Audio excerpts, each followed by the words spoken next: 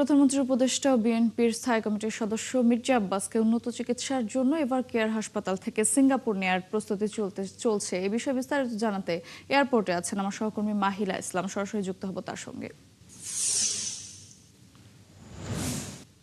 মাহিলা, সিঙ্গাপুরে কখন নেওয়া হবে মির্জা আব্বাসকে? এছাড়া কি বলছেন মেডিকেল বোর্ডের সদস্যরা? কি তথ্য আছে আপনার কাছে, জানাবেন।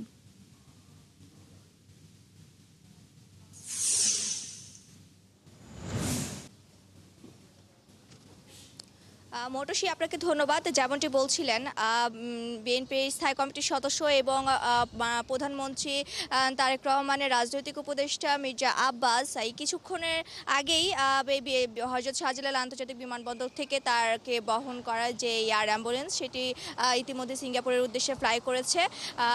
আমি যদি একটু বলে রাখি, এখানে আমরা বিএনপির যেই চিকিৎসক বিষয়ক যেই একজন সম্পাদক ডাক্তার রফিকুল ইসলাম, তার সাথে আমরা কথা বলেছি। তিনি যেটি আমাদেরকে জানিয়েছেন যে মির্জা আব্বাসের গত শুক্রবারে যে অস্ত্রোপচার হয়েছে দুটি, সেটি সফলভাবেই হয়েছে। তবে মস্তিষ্কের বিষয় যেহেতু, সেই ক্ষেত্রে এই এভার কেয়ার হাসপাতালে সেরকমভাবে ইমার্জেন্সি চিকিৎসা দেওয়া হলেও আসলে উন্নত চিকিৎসা কতটুকু হচ্ছে সেটি নিশ্চিত করতে না পারায় মেডিকেল বোর্ডের অনুরোধেই কিন্তু আজ মির্জা আব্বাসকে এই সিঙ্গাপুরে নিয়ে যাওয়া হচ্ছে। এবং আমরা যেটি জানতে পেরেছি, সিঙ্গাপুরের নিউরোলজিস্ট যেই হাসপাতাল, সেই হাসপাতালে তাকে ভর্তি করা হবে এবং সেখানে তাকে উন্নত চিকিৎসা দেওয়া হবে।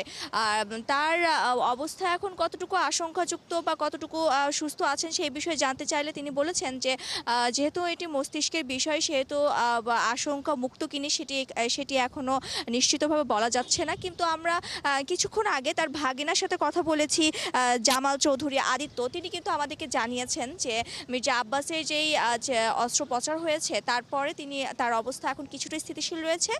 সেজন্যই পরিবারের সদিচ্ছা এবং মেডিকেল বোর্ডের অনুরোধেই তাকে আজ সিঙ্গাপুরে নিয়ে যাওয়া হচ্ছে। এভার কেয়ার হাসপাতাল থেকে বেলা 11টা নাগাদ তাকে বহন করা অ্যাম্বুলেন্সটি বের হয় এবং হযরত শাহজালাল আন্তর্জাতিক বিমানবন্দর থেকে কিছুক্ষণ আগেই তাকে বহন করার যেই এয়ার অ্যাম্বুলেন্স, সেটি এখান থেকে ফ্লাই করে।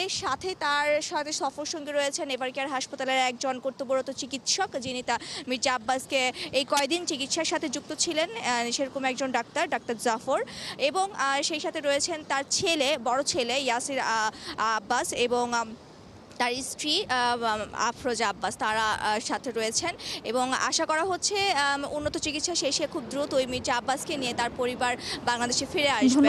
ধন্যবাদ মাহিলা, আপনি থাকবেন। পরবর্তী আপডেট জানতে যুক্ত হবো আপনার সঙ্গে। দর্শক, সিঙ্গাপুরে উন্নত চিকিৎসার জন্য নিয়ে যাওয়া হয়েছে মির্জা আব্বাসকে। এয়ারপোর্ট থেকে সেই খবর জানাচ্ছিলেন সহকর্মী মাহিলা ইসলাম।